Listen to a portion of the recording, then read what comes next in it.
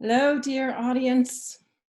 My name is Laura Korak Howell, and I am the Executive Artistic Director of the People's Shakespeare Project. Thank you so much for tuning in to ShakesCheer's A Midsummer Night's Dream Abridged. In the time of COVID-19 and social distancing, we've been exploring ways to keep theater alive in a different format, yet still alive. And just like any live and in-person theater, we are all part of this adventure together. And so excited to share our labors with you. Special thanks goes to the generosity of Franklin and Marshall College, who had a big part in making this evening happen. Also, with the cancellation of our summer 2020 production, as well as other planned events, we would be so grateful for any donation of any size.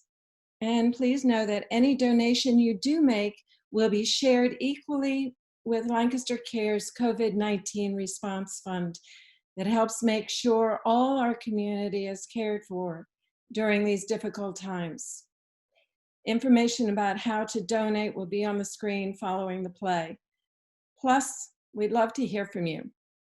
If you liked it, if you didn't like it, suggestions, and would you like to see another play? So please check out the survey on our Facebook page and also on our website following the show. And do stay in touch. So, our 2017 cast of A Midsummer Night's Dream has reassembled for this one night only, and they are anxiously waiting in their living rooms or kitchens or bedrooms for the curtain to go up. We hope to bring some laughter into your home tonight. We could all surely use that. And as you know, with live theater, anything can happen, especially when you throw in some fairy magic and a big dose of technology. Enjoy the show.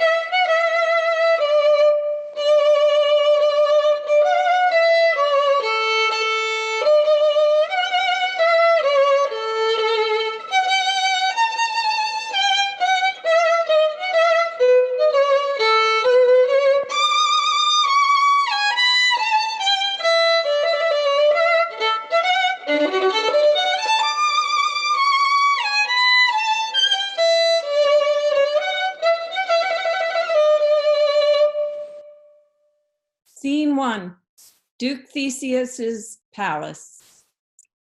Hippolyta, I wooed thee with my sword, and won thy love doing thee injuries, but I will wed thee in another key, with pomp, with triumph, and with reveling. Happy be Theseus, our renowned Duke. Thanks, good Aegeus. What's the news with thee? Full of vexation come I, with complaint against my child, my daughter Hermia. Stand forth, Demetrius. My noble lord, this man hath my consent to marry her. Stand forth, Lysander. And my gracious Duke, this man hath bewitched the bosom of my child, turned her obedience, which is due to me, to stubborn harshness. And, my gracious Duke, be it so, she will not here before your grace consent to marry with Demetrius. I beg the ancient privilege of Athens. As she is mine, I may dispose of her, which shall either be to this gentleman or to her death, according to our law immediately provided in that case. What say you, Hermia? Be advised, fair maid, to you your father should be as a god. I would my father look but with my eyes. Rather, your eyes must with his judgment look. I do entreat your grace to pardon me. I know not by what power I am made bold. I beseech your grace that I may know the worst that may befall me in this case if I refuse to wed Demetrius. Either to die the death, or to abjure forever the society of men. How will I grow? So live, so die, my lord, ere I will yield my virgin patent up unto his lordship, whose unwished yoke my soul consents not to give sovereignty. Relent, sweet Hermia, and Lysander, yield thy crazed title to my certain right. You have her father's love, Demetrius, let me have Hermia's. Do you marry him? Scornful Lysander! True, he hath my love, and what is mine, my love shall render him. And she is mine, and all my right of her I do estate unto Demetrius. I am, my lord, as well derived as he, as well possessed. My love is more than his, and, which is more than all these boasts can be, I am beloved of beauteous Hermia. Why should not I then prosecute my right? Demetrius, come. And come, Aegeus, you shall go with me. I have some private schooling for you both. For you, fair Hermia, look you arm yourself to fit your fancies to your father's will. Come, my Hippolyta. Oh. What cheer, my love? With duty and desire, we follow you.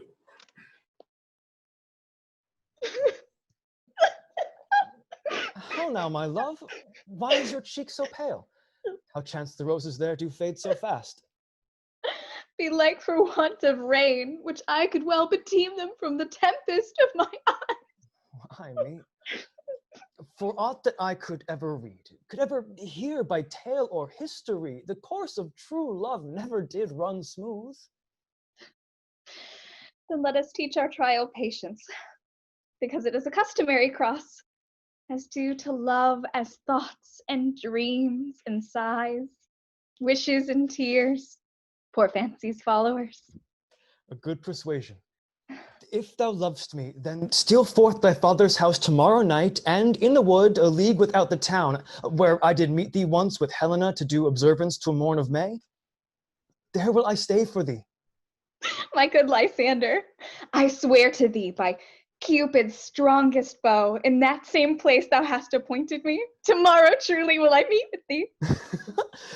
Keep promise, love. Look, here comes Helena. Godspeed, fair Helena. Whither away?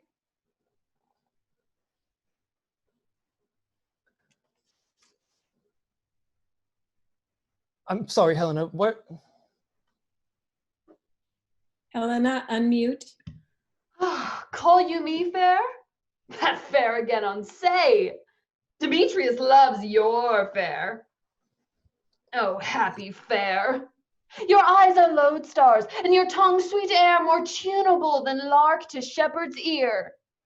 Sickness is catching. Oh, were favor so yours would I catch, fair Hermia, ere I go. were the world mine, Demetrius being baited. The rest I'd give to be you translated. Oh, teach me how you look, and with what art you sway the motion of Demetrius' heart.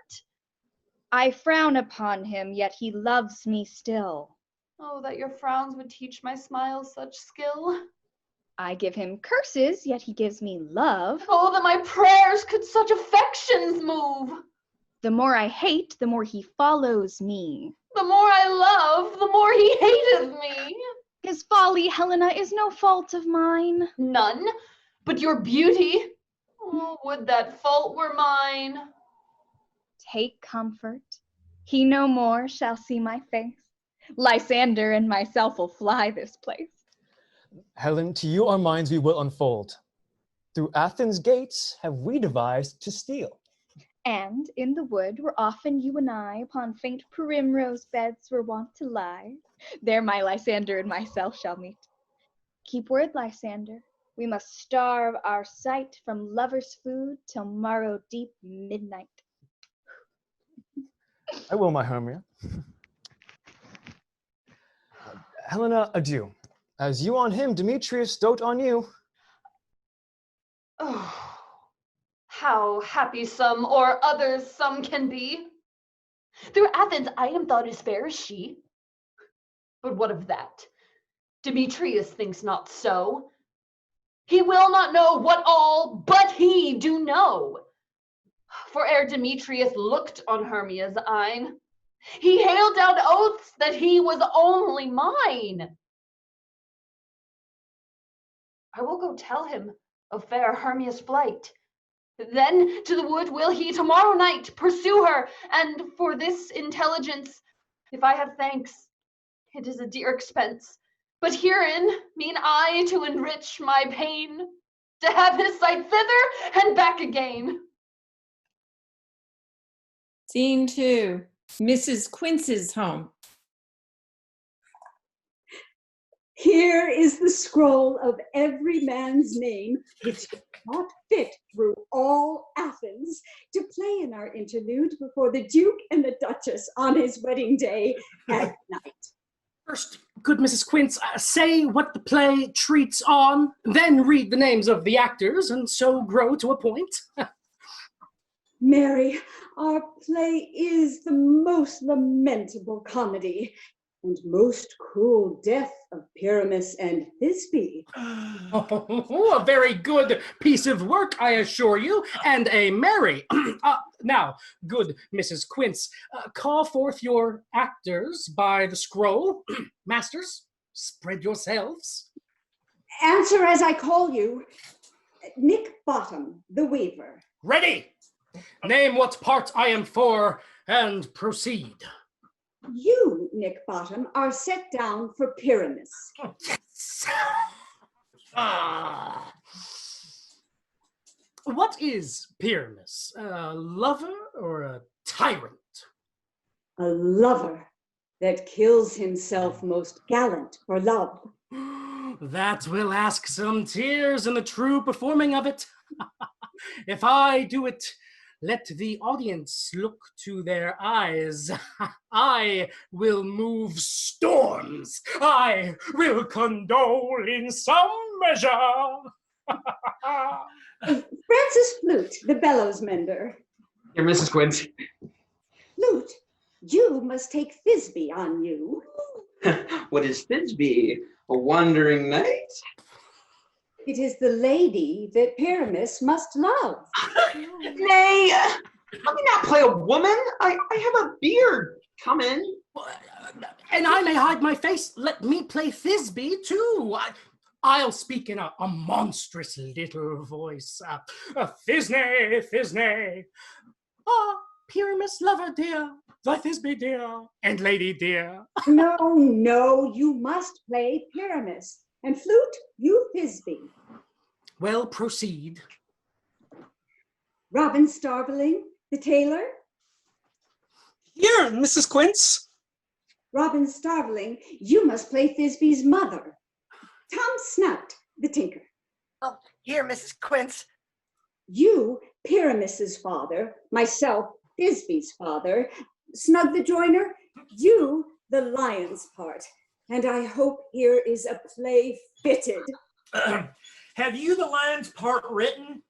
Pray you, if it be, give it to me, for I am slow of study. You may do it extempore, for it is nothing but roaring. He played a lion too. I will roar that I will do any man's heart good to hear me. I will roar that I will make the Duke say, let him roar again. Let him roar again. You can play no part but Pyramus.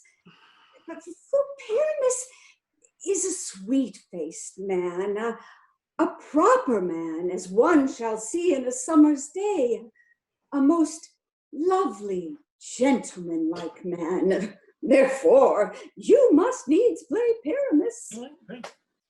Well, I will undertake it.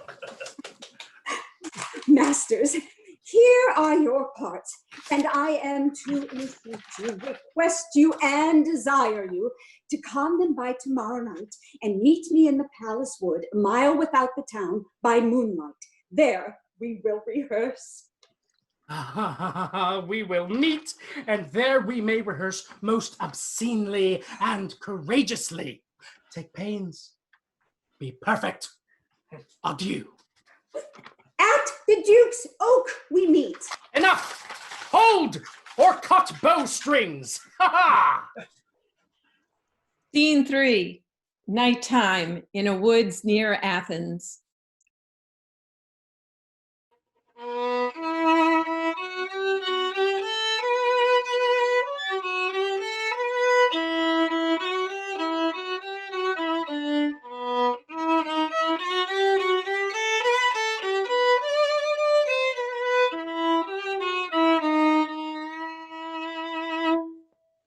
How now, spirit? Whither wander you? Over hill, over dale, thorough bush, thorough briar, over park, over pale, thorough flood, thorough fire, I do wander everywhere, swifter than the moon's sphere, and I serve the fairy queen, to do her orbs upon the green. Farewell, thou lob of spirits, I'll be gone. Our queen and all our elves come here anon.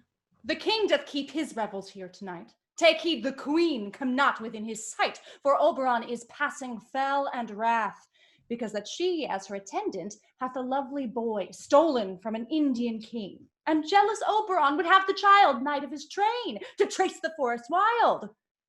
And now they never meet, in grove or green, by fountain clear or spangled starlight sheen, but they do square, that all their elves for fear creep into acorn cups and hide them there.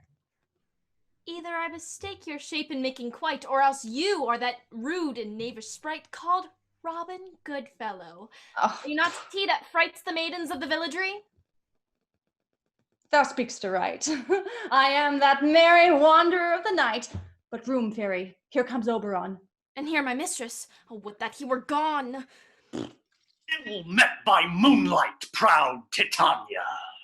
What jealous Oberon? Fairies? Skip hence. Tarry, rash wanton. Am I not thy lord? Then I must be thy lady. Why art thou here, but that forsooth come from a farthest steep of India? The bouncing Amazon to Theseus must be wedded, and you come to give their bed joy and prosperity. How canst thou thus for shame, Titania, glance at my credit with Hippolyta, knowing I know thy love to Theseus? These are the forgeries of jealousy. And never since the middle summer's spring met we on hill, in dale, forest, or mead, but with thy brawls thou hast disturbed our sport. Therefore the winds, piping to us in vain, as in revenge, have sucked up from the sea contagious fogs, which, falling in the land, have every pelting river made so proud that they have overborne their continents. The ox hath therefore stretched his yoke in vain, the plowman lost his sweat, and the green corn hath rotted ere his youth attained beard. Therefore the the governess of floods, pale in her anger, washes all the air that rheumatic diseases still abound. And this same progeny of evils comes from our debate, from our dissension. We are their parents and original. Do you amend it then? It lies in you. Why should Titania cross her Oberon? I do but beg a little changeling boy to be my henchman. Set your heart at rest. The fairy land buys not the child of me. How long within this wood intend you stay? Till after Theseus' wedding day. If you will patiently dance in our round and see our moonlight revels, go with us. If not, shun me and I will spare your haunts. Give me that boy, and I will go with thee. Not for thy fairy kingdom. Fairies, away. We shall chide downright if I longer stay. Well, go thy way. Thou shalt not from this grove till I torment thee for this injury. My gentle Puck, come hither. Thou rememberest, since once I sat upon a promontory and heard a mermaid on a dolphin's back, uttering such dulcet and harmonious breath that the rude wind grew civil at her song. I remember. That very time I saw, but thou couldst not, flying between the cold moon and the earth, Cupid, all armed. A certain aim he took. Marked I where the bolt of Cupid fell. It fell upon a little western flower, before milk white, now purple with love's wound. Fetch me that flower, the herb I showed thee once. The juice of it on sleeping eyelids laid will make or man or woman madly dote upon the next live creature that it sees. Fetch me this herb and be thou here again ere the Leviathan can swim a league. I'll put a girdle round about the earth in 40 minutes. Having once this juice, I'll watch Titania when she is asleep and drop the liquor of it in her eyes. The next thing she waking looks upon, be it on a lion, bear, or wolf, or bull, she shall pursue it with the soul of love. But who comes here? I am invisible, and I will overhear their conference. I love thee not, therefore pursue me not. So where is Lysander and fair Hermia? The one I'll slay, the other slayeth me. Thou toldst me they were stalled under this wood, and here I am in wood within this wood, because I cannot find my Hermia. Hence, get thee gone, and trouble me no more. Oh, you draw me, you hard-hearted adamant. But yet you draw not iron, for my heart is true as steel. Leave you your power to draw, and I shall have no power to follow you. Do I entice you? Do I speak you fair? Or rather, do I not, in plainest truth, tell you I do not, nor I cannot love you? And even for that do I love you the more. I am your spaniel, Demetrius. The more you beat me, I will fawn on you. Tempt not too much the hatred of my spirit, for I am sick when I do look on thee. And I am sick when I look not on you. I will not stay thy questions. Let me go, or if thou wilt follow me, do not believe but that I shall do thee mischief in the wood. Aye, in the temple, in the town, the field, you do me mischief. Bye, Demetrius. We cannot fight for love as men may do. We should be wooed, and we're not made to woo. Oh, I'll follow thee and make a heaven of hell to die upon the hand I love so well. Fare thee well, nymph. Ere he do leave this grove, thou shalt fly him, and he shall seek thy love. Hast thou the flower there? Welcome, wanderer. Aye, there it is. I pray thee, give it me. I know a bank where the wild thyme blows, where oxlips and the nodding violet grows. There sleeps Titania some time of the night, lulled in these flowers with dances and delight. And with the juice of this, I'll streak her eyes and make her full of hateful fantasies. Oh, take thou some of it and seek through this grove. A sweet Athenian lady is in love with a disdainful youth. Anoint his eyes, but do it. Do it when the next thing he espies may be the lady. Thou shalt know the man by the Athenian garments he hath on. And look thou meet me ere the first cock crow. Fear not, my lord, your servant shall do so. Scene 4, in Titania's fairy bower.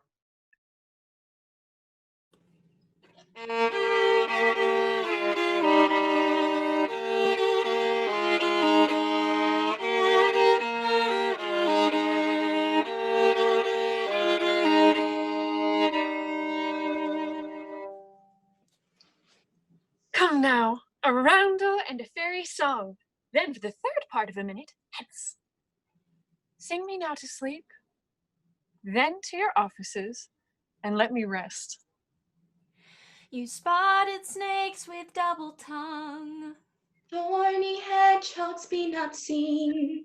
Newts and blind worms do no wrong. Come not near our fairy queen. Philomel with melody, singing our sweet lullaby. Lula, lullaby, lula, lula, lullaby. Never harm, nor spell, nor charm. Come, our lovely lady nigh. So good night with lullaby, Philomel with melody, singing our sweet lullaby. Lula, lula, lullaby. Lula, lula, lullaby. Hence, away, now all is well. One aloof stands sentinel.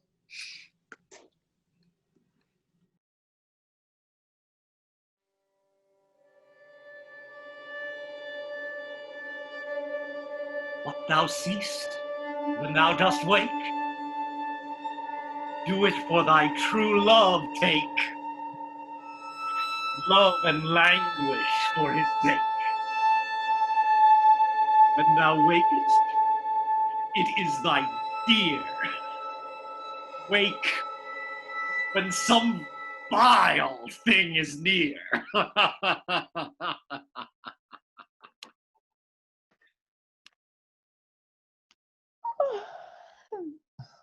Fair love, you faint with wandering in the wood. And to speak troth, I have forgot our way. Oh. We'll rest us, Hermia, if you think it good, and tarry for the comfort of the day. Be it so, Lysander. Find you out of bed, for I upon this bank will rest my head. One turf shall serve as pillow for us both. One heart, one bed, two bosoms, and one truth. Nay, good Lysander, for my sake, my dear, lie further off yet. Do not lie so near. Oh, take the sense, sweet of my innocence. And then by your side no bedroom me deny, for lying so, Hermia, I do not lie. Lysander riddles very prettily. So far be distant, and good night, sweet friend. Thy love ne'er alter till thy sweet life end. Amen, amen, to that fair prayer say I, and then end life when I end loyalty. Here is my bed. Sleep give thee all his rest. With half that wish, the wisher's eyes be pressed.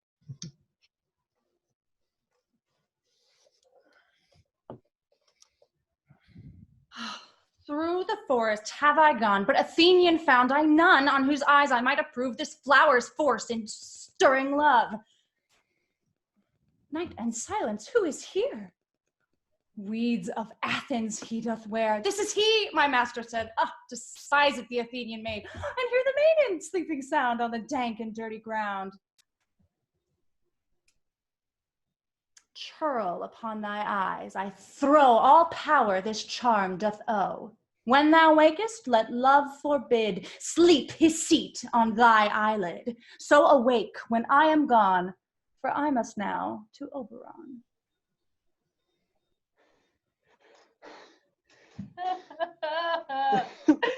Stay, though thou kill me, sweet Demetrius. I charge thee, hence, and do not haunt me thus. Oh, will thou, darkling, leave me? Do not so. Stay on thy peril. I alone will go. No. I am out of breath in this fond chase. The more my prayer, the lesser is my grace. Oh, happy is Hermia wheresoe'er she lies, for she hath blessed and attractive eyes. But who is here? Lysander? On the ground? Dead or asleep? I see no blood, no wound. Lysander, if you live, good sir, awake! Run through fire I will for thy sweet sake. Huh? Transparent Helena, nature shows art that through thy bosom makes me see thy heart. Where is Demetrius? Oh, how fit a word is that vile name to perish on my sword! Do not say so, Lysander, say not so. What though he love your Hermia, Lord? What though? Yet Hermia still loves you, then be content. Content with Hermia? No, I do repent the tedious minutes I with her have spent. Not Hermia, but Helena I love. Who will not change a raven for a dove? The will of man is by his reason swayed, and reason says you are the worthier maid. Wherefore was I to this keen mockery born? When at your hands did I deserve this scorn? Good troth, you do me wrong. Good sooth, you do in such disdainful manner me to woo. Oh, that a lady of one man refused should of another therefore be abused? She sees not Hermia. Hermia, sleep thou there, and never mayst thou come Lysander near. To all my powers, address your love and might to honor Helen and to be her knight. Help me, Lysander! Help me! Do thy best to pluck this crawling serpent from thy breast! Oh, ay me, for pity! What a dream was here! Oh, Lysander, look how I do quake with fear!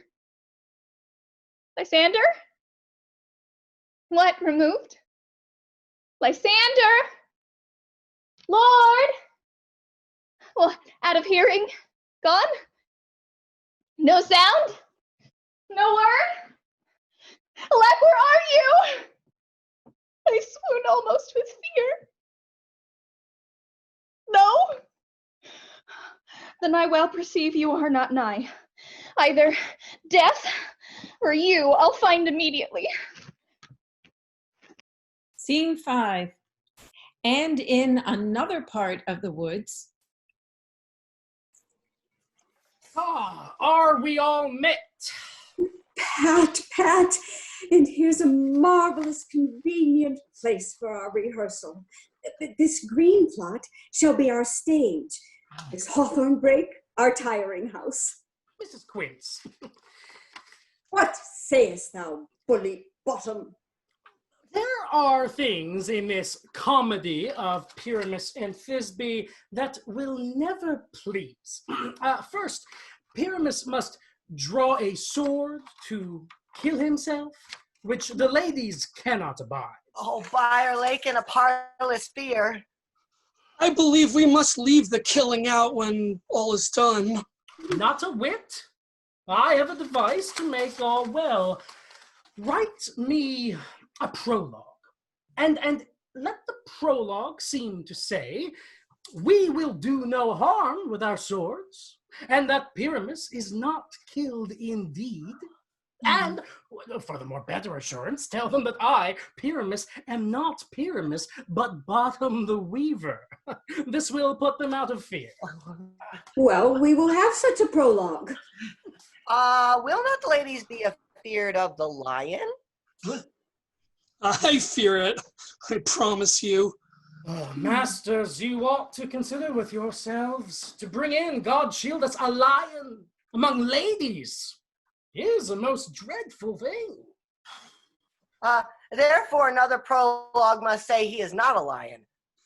Nay, you must name his name, and half his face must be seen through the lion's neck, and he himself must speak through, saying thus, ladies, or fair ladies, I would wish you, or I would request you, no, I would entreat you not to fear, not to tremble.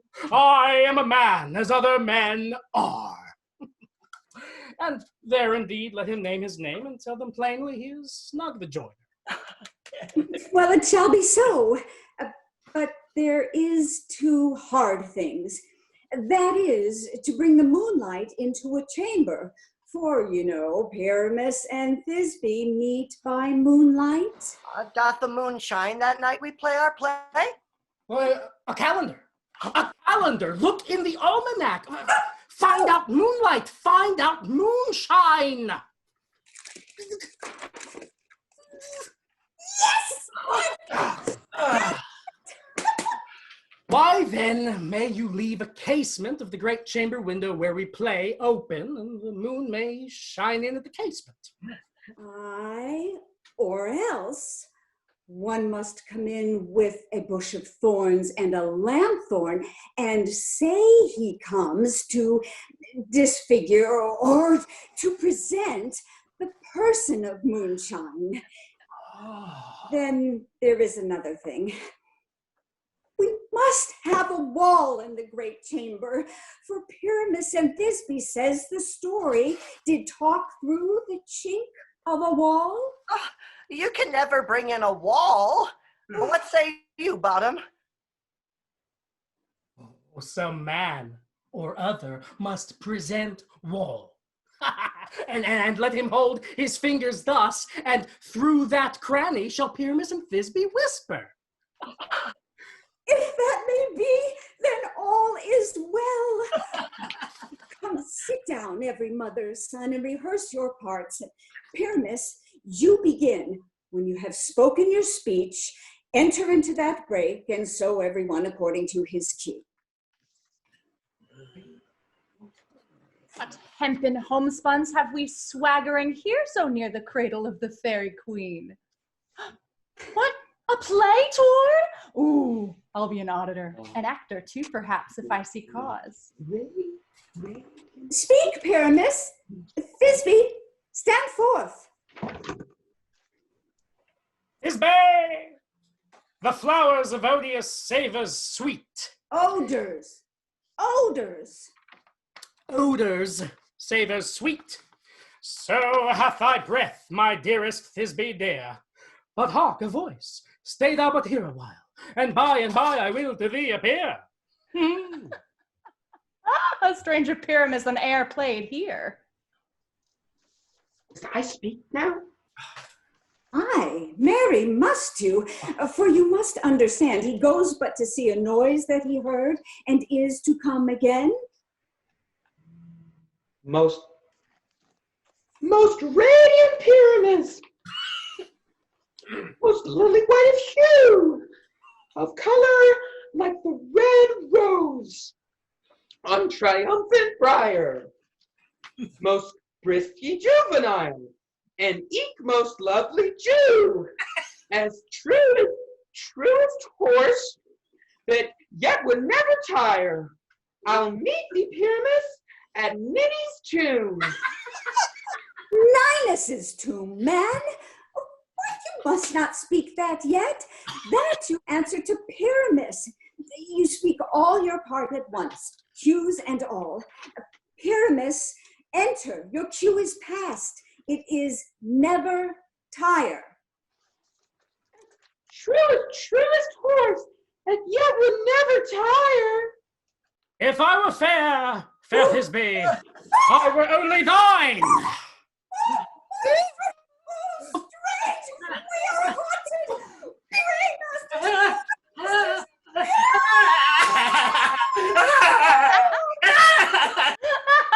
follow you. I'll lead you about around, through bog, through bush, through brake, through briar. Sometimes a horse I'll be, sometimes a fire. Why do they run away? Oh, this is a knavery of them to make me afeard. Oh, madam, thou art changed. What is it I see on thee? What do you see? You see an ass head of your own, do you?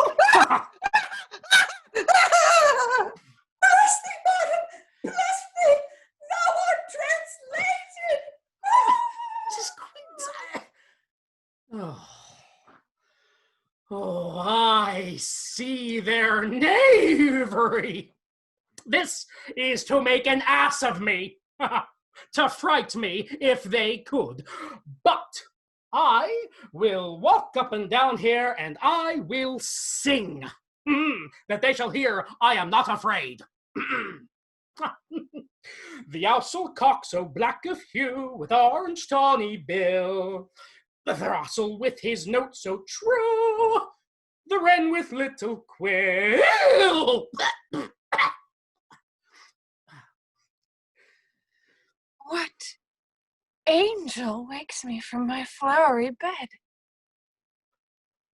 Mine ear is much enamored of thy note, so is mine eye enthralled to thy shape, and thy fair virtues force perforce doth move me on the first view to say, to swear, I love thee. Huh? Methinks, mistress, you should have little reason for that. And yet, to say the truth, reason and love keep little company together nowadays. Hee-haw! Thou art as wise as thou art beautiful. Not so, neither. But if I had wit enough to get out of this wood, I have enough to serve mine own turn. Out of this wood do not desire to go. Thou shalt remain here whether thou wilt or no. I am a spirit of no common rate, and I do love thee. Therefore go with me. I'll give thee fairies to attend on thee. Peas blossom, cobweb, moth, and mustard seed. Ready. And I. And I. And I. Where shall we go? Where shall we go? Be kind and courteous to this gentleman. Hop in his walks and gambol in his eyes. Nod to him, elves, and do him courtesies. Hail mortal. Hail. Hail. Hail. Come, wait upon him, lead him to my bower. Hee-haw! Hee-haw! Tie up my love song. Bring him silently.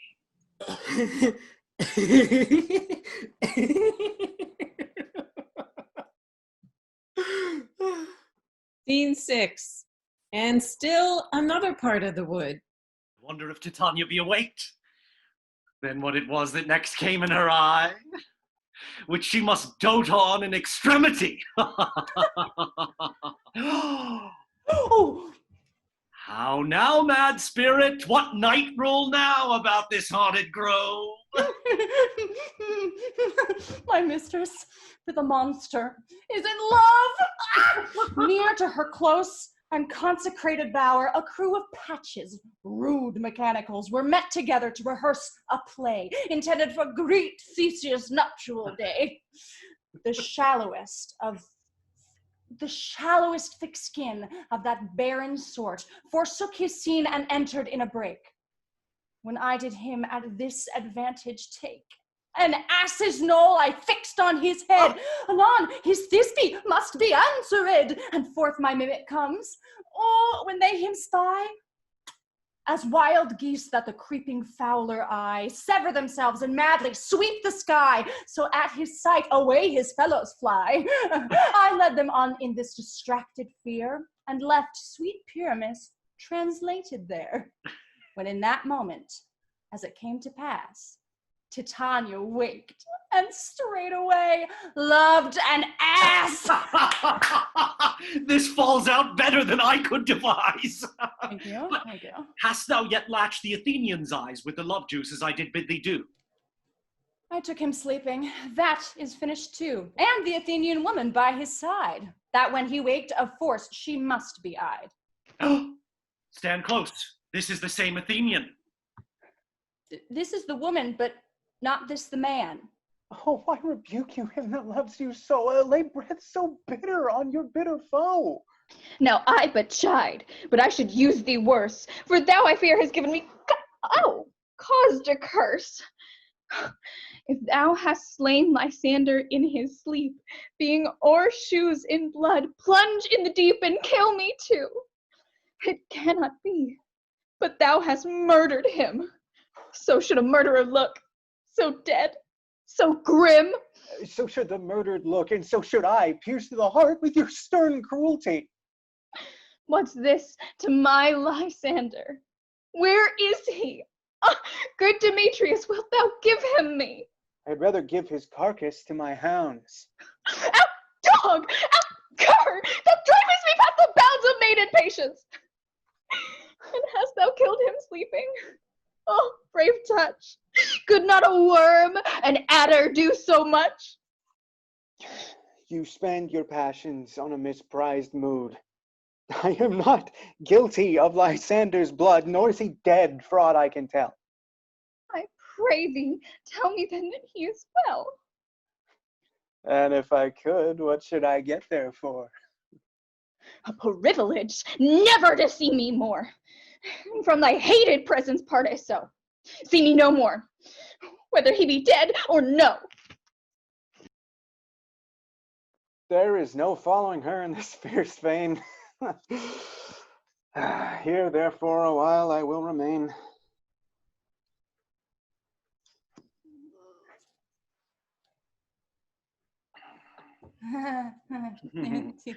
What hast thou done? Thou hast mistaken quite, and laid the love juice on some true love's sight. About the wood go swifter than the wind, and Helena of Athens look thou find. By some illusion see thou bring her here. I'll charm his eyes against she do appear. I go, look how I go, swifter than arrow from Tartar's bow. Flower of this purple dye, hit with Cupid's archery. Sink in, apple of his eye. When his love he doth espy, let her shine as gloriously as the Venus of the sky. When thou wakest, if she be by, beg of her for remedy. Captain of our fairy band, Helena is here at hand, and the youth mistook by me, pleading for a lover's fee. Shall we their fond pageant see? Lord, what fools these mortals be. Stand aside, the noise they make will cause Demetrius to wake. Then will two at once woo one. That must needs be sport alone, and those things do best please me that befall preposterously.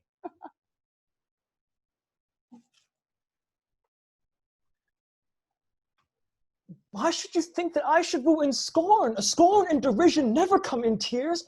Look, when I vow, I weep. Those vows are Hermia's. Will you give her o'er? Your vows to her and me, put into scales, will even weigh, and both as light as tails. I had no judgment when to her I swore. Nor none in my mind now you give her o'er. Demetrius loves her, and he loves not you. Oh, Helena, goddess, nymph, perfect, divine.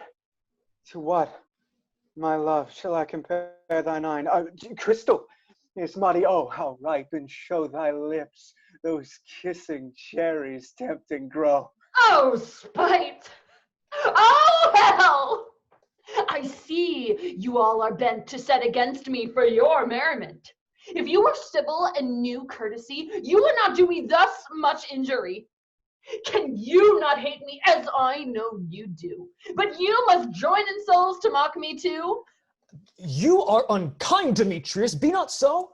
For you love Hermia, this you know I know. And here, with all goodwill, with all my heart, in Hermia's love I yield you up my part. Oh, never did mockers waste more idle breath. Lysander, keep thy Hermia, I will none. If e'er I loved her, all that love is gone. My heart to her is but a guest-wise sojourned, and now to Helen is at home returned, there to remain. Helen, it is not so. Disparage not the faith thou dost not know, lest to thy peril thou buy it dear. Look, where thy love comes, yonder is thy dear. Thou art not by mine eye, Lysander found. Mine ear, I thank it, brought me to thy sound. But why unkindly didst thou leave me so? Why should he stay whom love doth press to go?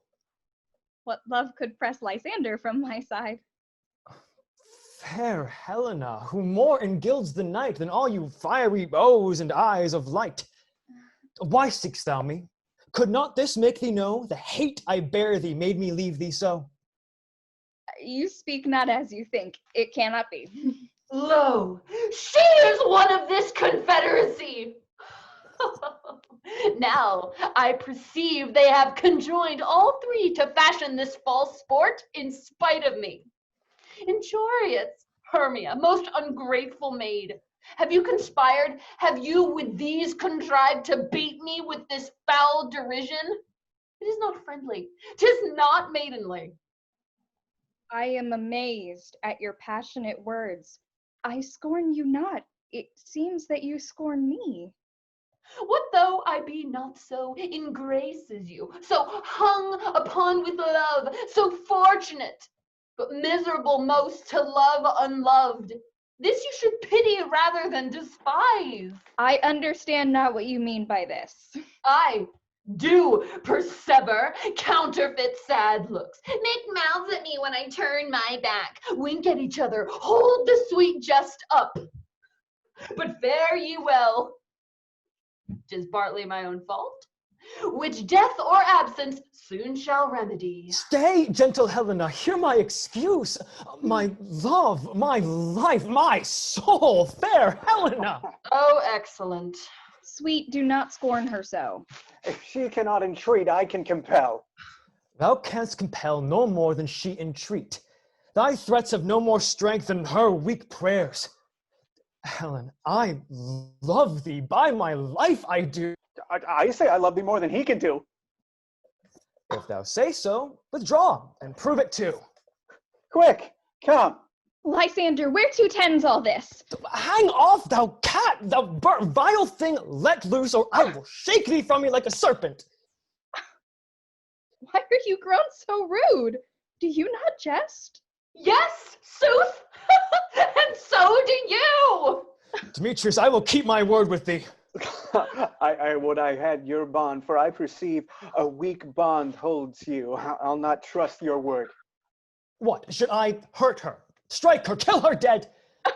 Although I hate her, I'll not harm her so. What? Can you do me greater harm than hate? Hate me? Wherefore? Oh me, what news, my love? Since night you loved me, yet since night you left me. Why then, you left me. Oh, the gods forbid, in earnest, shall I say? Aye, by my life, and never did desire to see thee more. Therefore, be out of hope, of question, of doubt, that I do hate thee, and love Helena. Oh, me.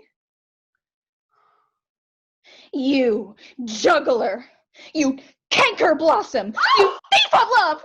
What, have you come by night and stolen my love's heart from him? Fine, faith. Have you no modesty, no maiden shame? Fie, fie, you counterfeit, you puppet, you! Puppet. Why so? Aye, that way goes the game.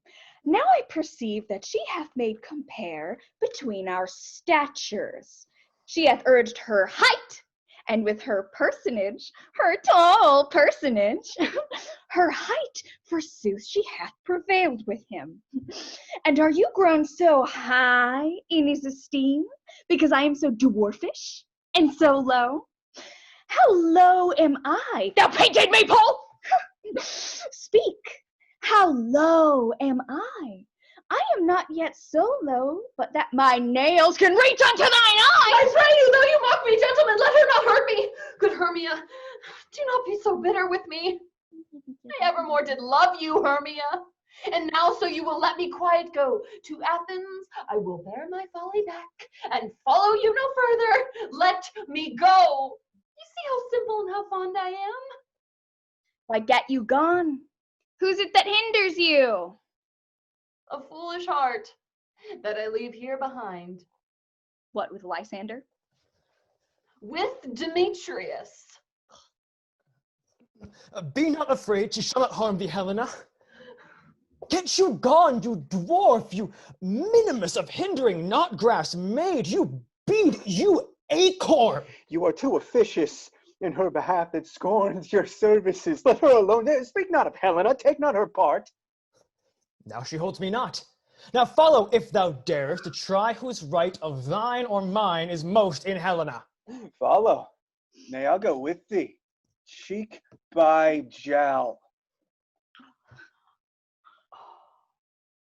You, mistress, all this coil is long of you. Nay, go not back. I will not trust you, I, nor longer stay in your cursed company. Your hands than mine are quicker for a fray. My legs are longer, though, to run away.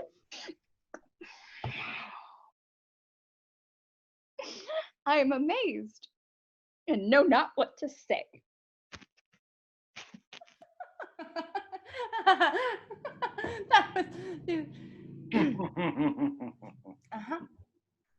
This is thy negligence. Still thou mistakest, or else commits thy knaveries willfully. Believe me, King of Shadows, I mistook. Did not you tell me I should know the man by the Athenian garment he had on? And so far blameless proves my enterprise, that I have anointed an Athenian's eyes. And so far am I glad it so did sort, as their jangling I esteem a sport. Thou seest these lovers seek a place to fight. Hie, therefore, Robin, overcast the night, and lead these testy rivals so astray, as one come not within another's way, till o'er their brows death counterfeiting sleep, with leaden legs and batty wings doth creep. Then crush this herb into Lysander's eye, whose liquor hath this virtuous property to take from thence all error with his might, and make his eyeballs roll with wonted sight. Whiles I in this affair do thee employ, I'll to my queen and beg her Indian boy. Then I will her charmed eye release from monsters' view, and all things shall be peace. But notwithstanding haste, make no delay. We may effect this business yet ere day. Up and down, up and down. I will lead them up and down. I am feared in field and town. Goblin, lead them up and down. Here comes one. Where art thou, proud Demetrius? Speak thou now. Here, villain, drawn and ready. Where art thou?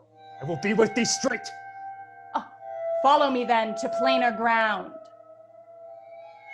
Lysander, speak again. Thou run away, thou coward, art thou fled? Speak, in some bush, or dost thou hide thy head?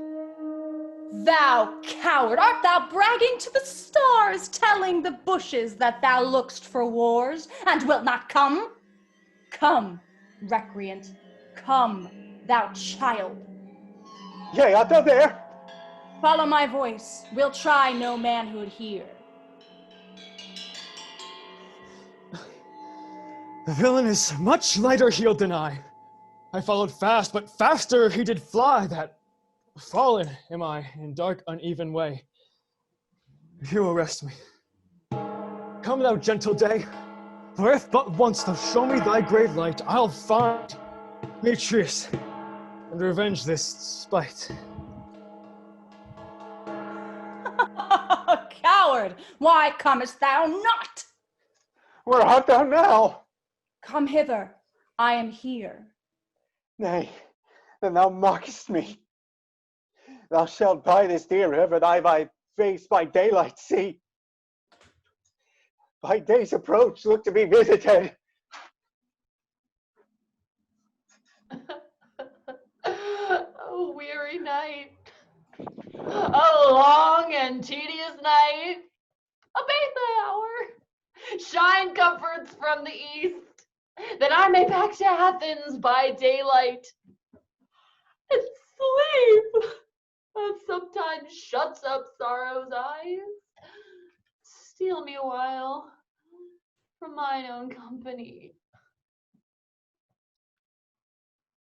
Yet but 3. Come one more, 2 of both kinds make up 4. Oh, here she comes, cursed and sad. Cupid is a knavish lad, thus to make poor females mad. Never so weary, never so in woe, bedabbled with the dew and torn with briars. I can no further crawl, no further go. My legs can keep no pace with my desires. Here will I rest me till the break of day. Heaven shield Lysander if they mean a fray. On the ground, sleep sound. I'll apply to your eye gentle lover's remedy. When thou wakest, thou takest true delight in the sight of thy former lady's eye, and the country proverb known, that every man should take his own, in your waking shall be shown. Jack shall have Jill, naught shall go ill. The man shall have his mare again, and all shall be well. Scene 7. Into Tanya's bower.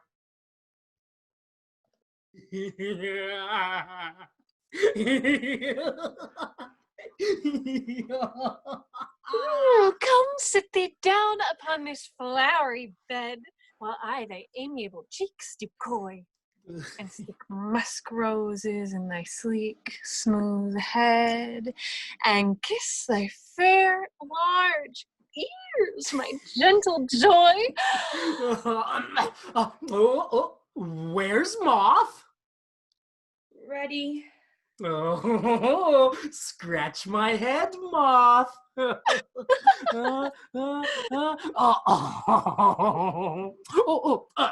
Where's Monsieur Mustard Seed? Ready. Scratch my head, Monsieur. Help Cavalieri Cobweb to scratch. All of you, yeah. Oh, it's a good scratching. Oh, you know, methinks I must to the barber's, Monsieur, for I am marvelous hairy about the face. What? Wilt thou hear some music, my sweet love? Ooh. Or say, sweet love, what thou desirest to eat? I could munch your good dry oats. What? Methinks I have a great desire to a bundle of hay. A good hay, sweet hay, hath no fellow. I pray you, let none of your people stir me. I have an exposition of sleep come upon me. Sleep thou, and I will wind thee in my arms. Fairies, be gone, and be always away.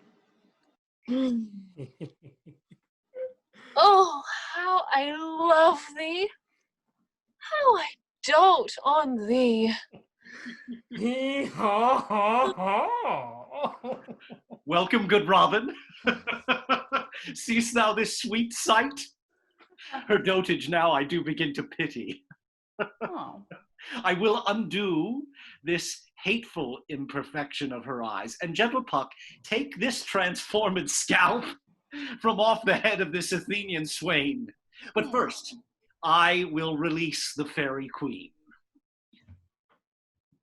Be as thou wast wont to be. See as thou wast wont to see. Now, my Titania, wake you, my sweet queen.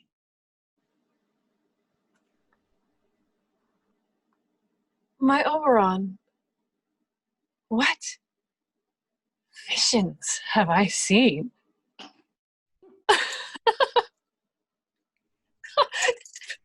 Methought I was enamored of an ass. There lies your love. How came these things to pass? Oh, how mine eyes do loathe his visage now. Silence a while. Robin, take off this head. Now when thou wakes, thine own fool's eyes peep.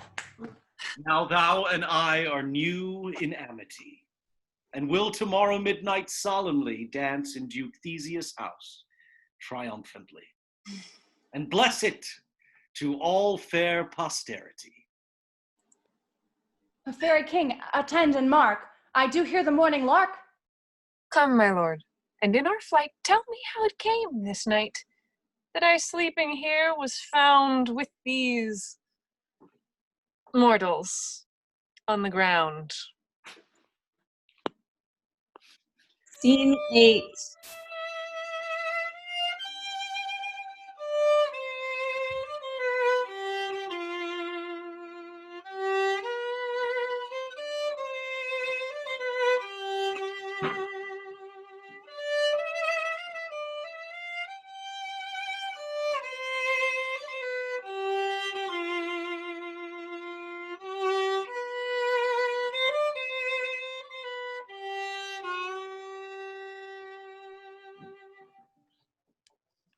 Scene 8. Morning dawns the next day, still in the woods. My lord, this is my daughter here asleep, and this Lysander, this Demetrius is, this Helena, old Nader's Helena. I wonder if they're being here together. Good morrow, friends. St. Valentine is past. Oh, pardon, my lord. I pray you all stand up. I know you two are rival enemies. How comes this gentle concord in the world? My lord, I shall reply amazedly. But I cannot truly say how I came here. But as I think, for truly, when I speak, I came with Hermia hither.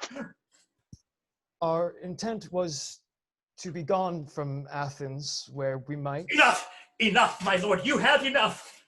I beg the law upon his head! They would have stolen away. They would, Demetrius, thereby have defeated you and me. But my good lord, I not wot by what power, but by some power it is. My love to Hermia melted as the snow, and all the faith, the virtue of my heart, the object and pleasure of mine eye, is only Helena. Fair lovers, you are fortunately met. Aegeus, I will overbear your will. Away with us to Athens, 3 and 3. We'll hold a feast of great solemnity. Come, Hippolyta.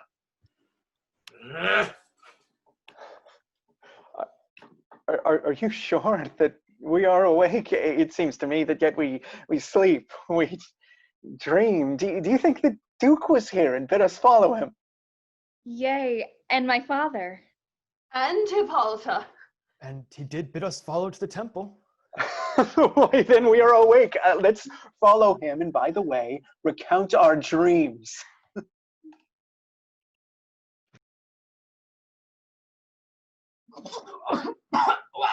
my cue comes, call me and I will answer. My next is most fair Pyramus.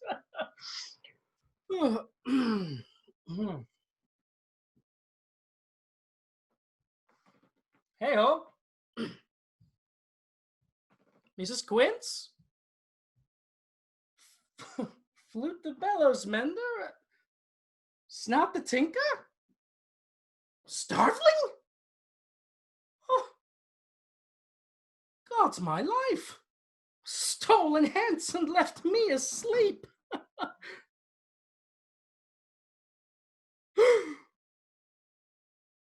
I have had a most rare vision. Methought I was... Well, there is no man can tell what. Methought I was, and methought I had. Oh, but man is but a patched fool if he will offer to say what methought I had. Oh, the eye of man hath not heard. The ear of man hath not seen. Man's hand is not able to taste, his tongue to conceive, nor his heart to report what my dream was. I will get Mrs. Quince to write a ballad of this dream. It shall be called Bottom's Dream, because it hath no bottom. And, oh, I will sing it in the latter end of a play before the Duke.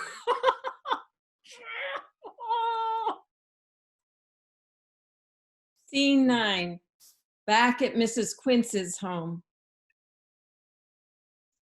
Have you sent to Bottom's house? Is he come home yet? He cannot be heard of. Out of doubt, he is transported. Oh. Comes not, the play is marred. It goes not forward, doth it? This is not possible. We have not a man in all Athens able to discharge Pyramus but he. No. He is simply the best wit of any handicraft man in Athens. Masters, the Duke is coming from the temple, and there is 2 or 3 lords more, ladies and lords more married. If our sport had gone forward, we had all been made men. Sweet boy Bottom! Thus hath he lost 6 pence a day in his lifetime, and he would have deserved it too. 6 pence a day in Pyramus for nothing. Where are these lads? Where are these hearts?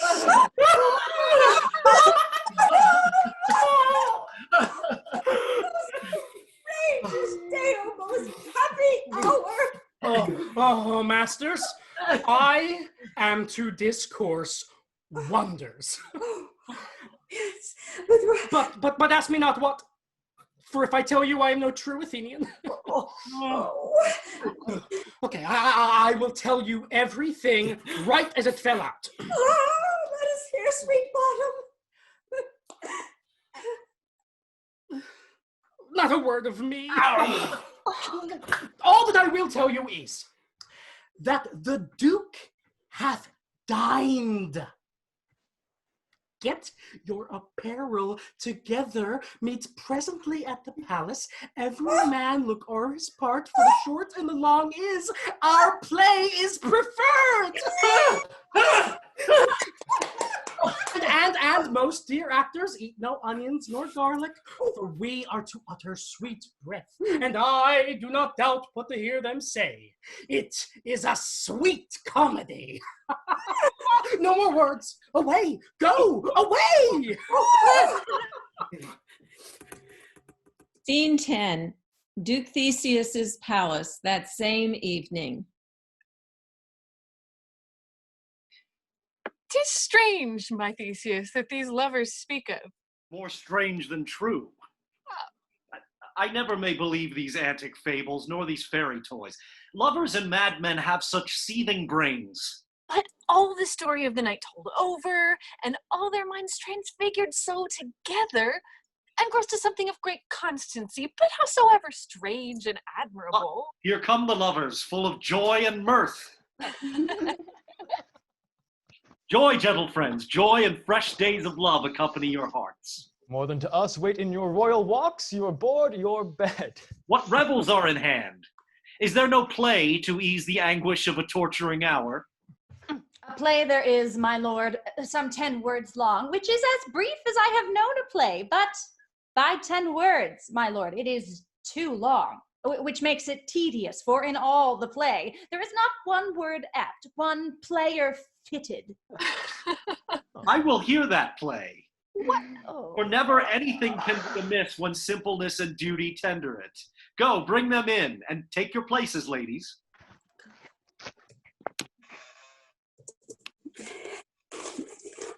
If we offend, it is with good will. That you should think we come not to offend, but with good will. To show our simple skill, that is the true beginning of our end.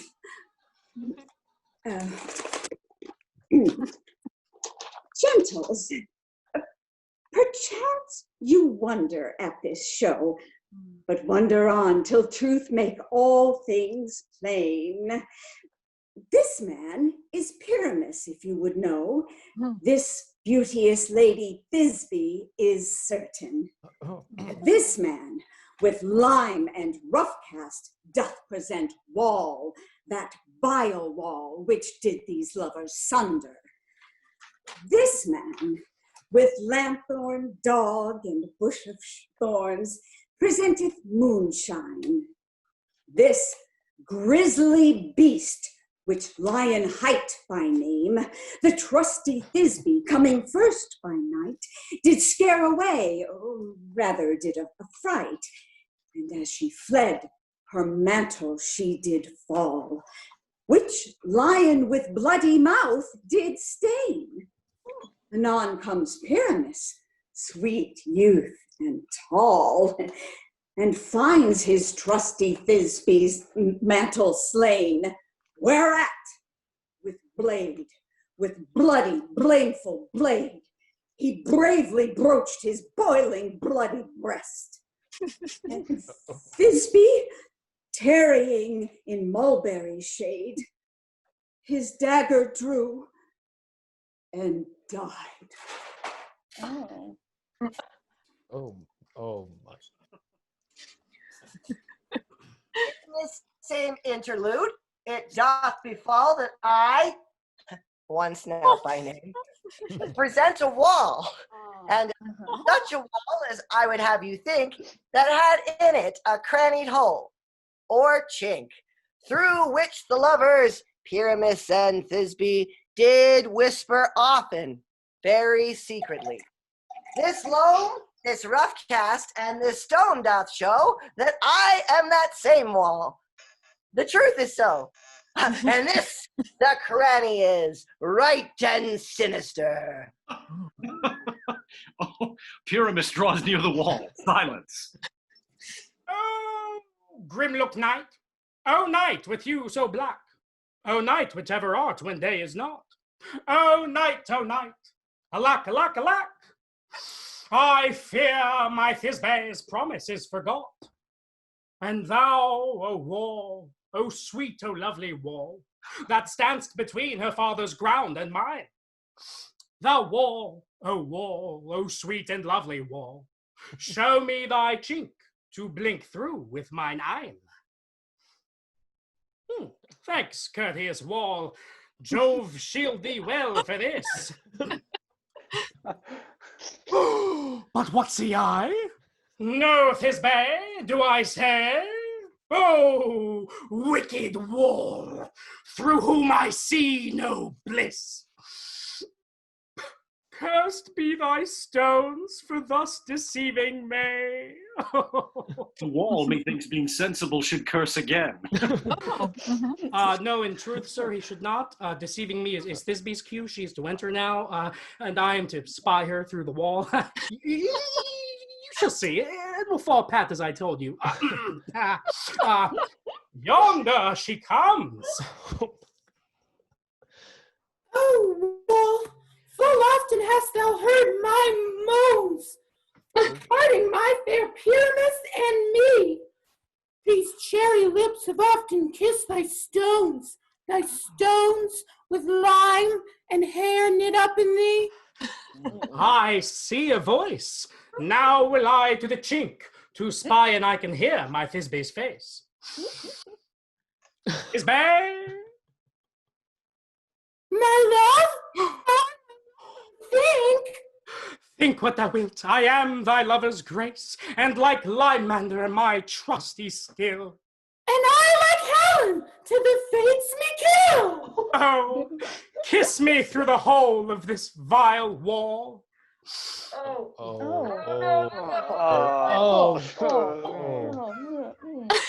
Oh, God. Kiss the wall's hole, and not your lips at all. Wilt thou at Ninny's tomb meet me straight away?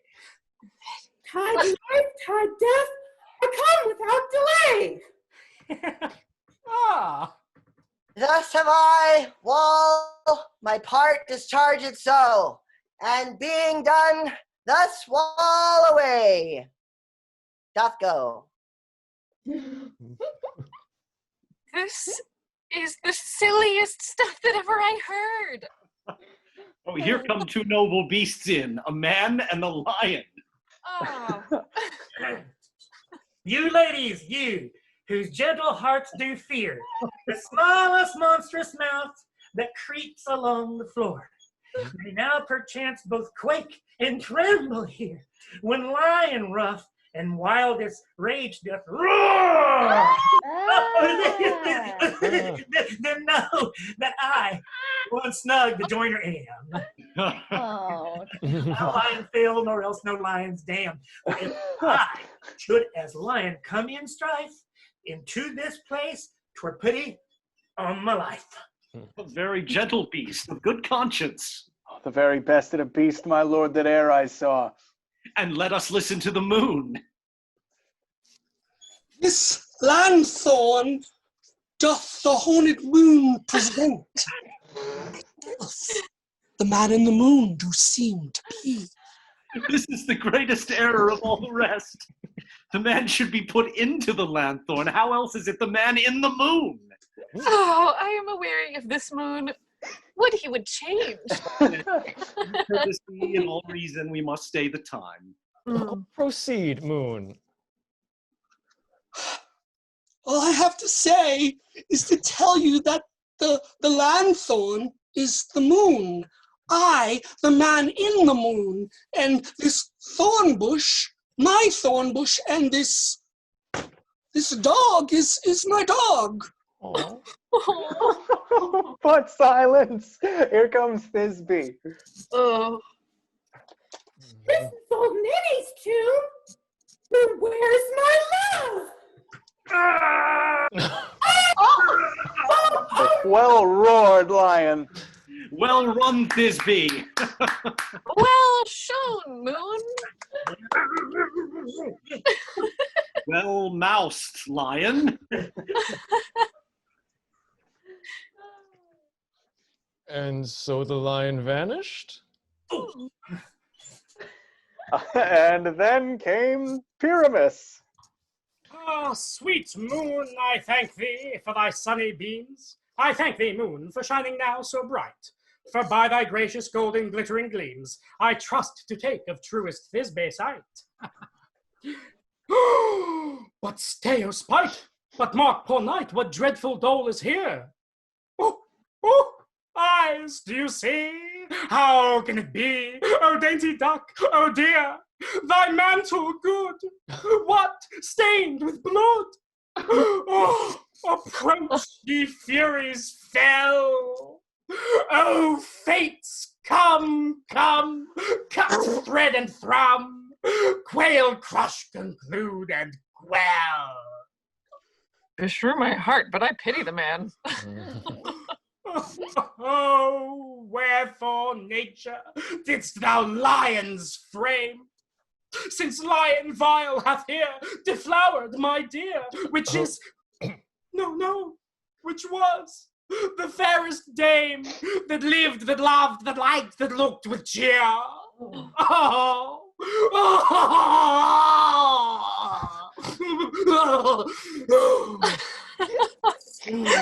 Come, tears confound. Out, sword, and wound the pap of Pyramus. I that left pap, where heart doth hop, thus die I, thus, thus. Oh, now am I dead. Oh, now am I fled. My soul is in the sky. Oh, tongue, lose thy light. Moon, take thy flight. Moon, take thy flight. Now, die.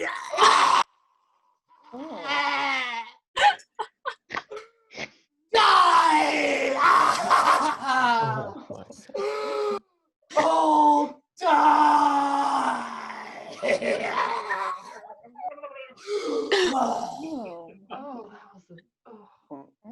Well. Is he? Die!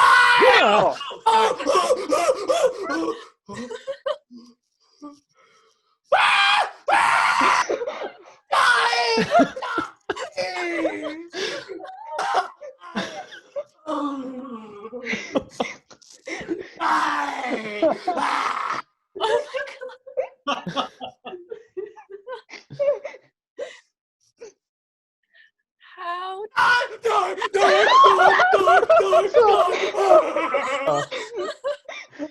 dying! I'm dying here!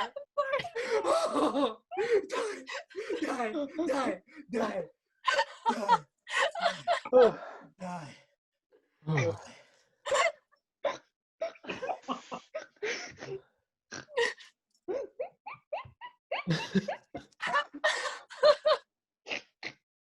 How chance moonshine is gone before Thisbe comes back and finds her lover. You will find him by starlight. Here she comes, and her passion ends the play. Oh, I think she should not use a long one for such a Pyramus. I hope she will be brief. You have spied him already with those sweet eyes. Asleep, my love? Yes, my dove. Oh, Pyrrhus, arise! Speak. Quite dumb? Dead? Oh, a tomb must cover thy sweet eyes. These my lips. This cherry nose. These yellow cowslip cheeks.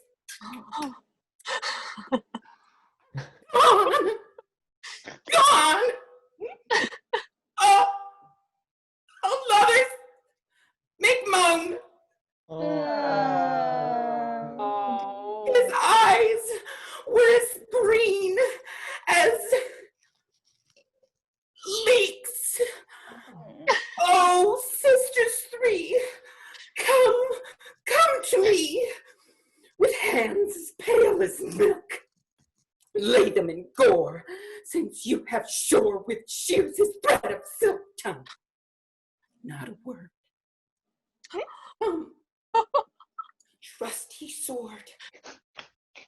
Come, blade, my breast imbrue. Oh.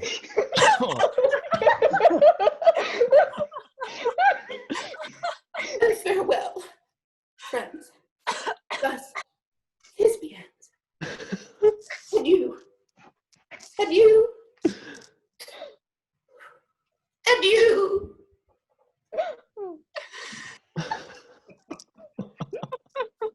Well, Moonshine and Lion are left to bury the dead. Aye, and wall too. No, I assure you the wall is down that parted their fathers. Will it please you to see the epilogue or to hear a dance between two of our company? No epilogue, I pray you. Your play needs no excuse. Never excuse. For when the players are all dead, there needs none to be blamed. But come, your dance. Let your epilogue alone.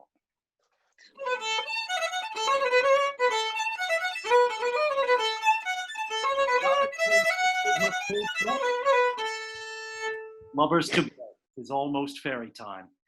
This palpable gross play hath well beguiled the heavy gate of night. Sweet friends to bed.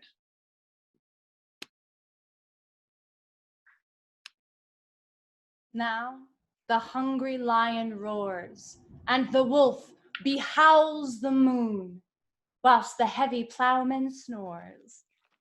All with weary task fordone, and we fairies that do run by the triple Hecate's team from the presence of the sun, following darkness like a dream, now our frolic. Not a mouse shall disturb this hallowed house. I am sent with broom before to sweep the dust behind the door.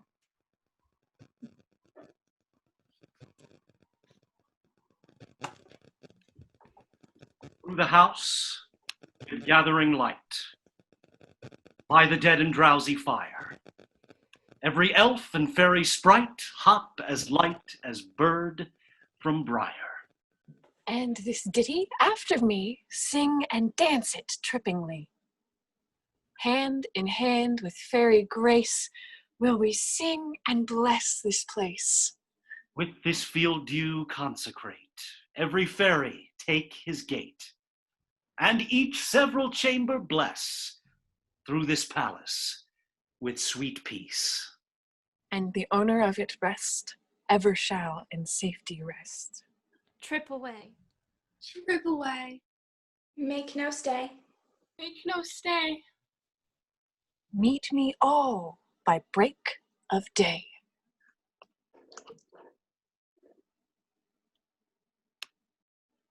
If we shadows have offended, think but this, and all is mended, that you have but slumbered here while these visions did appear. And now this weak and idle theme, no more yielding but a dream. Gentles, do not reprehend. If you pardon, we will mend. Else the puck a liar call. So good night unto you all.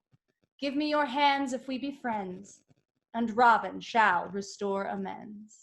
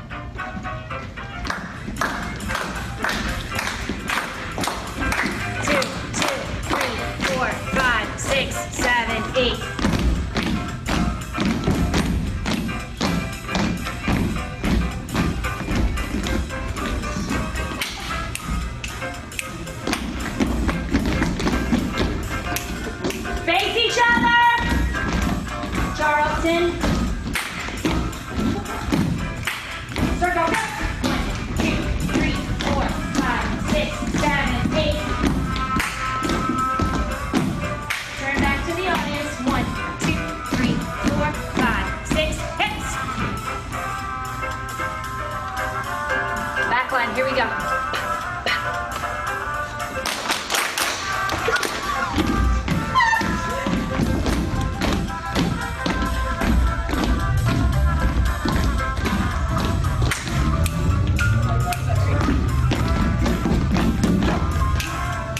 Audience.